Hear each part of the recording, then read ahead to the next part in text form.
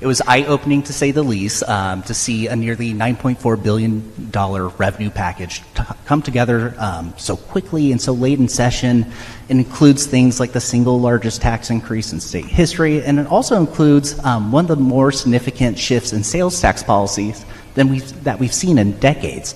And heading into 2026, I think we're going to see that shift in sales tax policy, Senate Bill 5814, back in the spotlight. Briefly, what that bill does, it applies the retail sales tax to services like advertising, IT, software development, temporary staffing, among other things. And it's been in the crosshairs recently with a lawsuit coming up last week. We're going to be talking a little bit more about this in my tax and fiscal breakout. We'll be covering the recent developments and resources available to you, but I really do want to highlight this lawsuit because I think it's significant. It is challenging this policy on the grounds of it violating the Internet Tax Freedom Act by taxing digital advertising services while also carving out traditional offline media.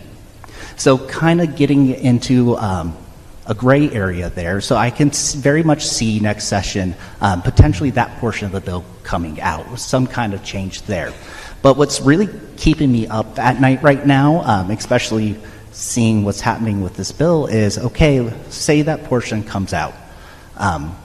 What's the financial hit going to look like? Department of Revenue has recently come out saying that that portion of the bill would generate $475 million over 4 years.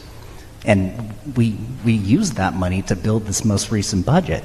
So let's say that comes out, how do you backfill that? And it's happening at the time where we are facing tremendous pressure in terms of revenue.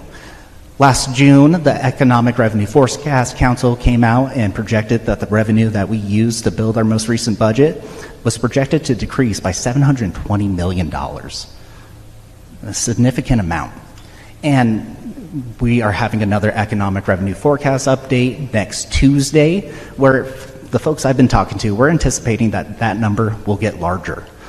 And it's happening at the time, too, where we're also dealing with uncertainties with tariffs.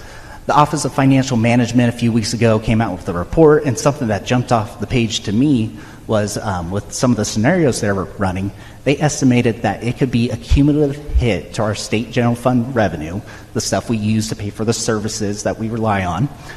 We could see a decrease of $2.2 billion by 2029.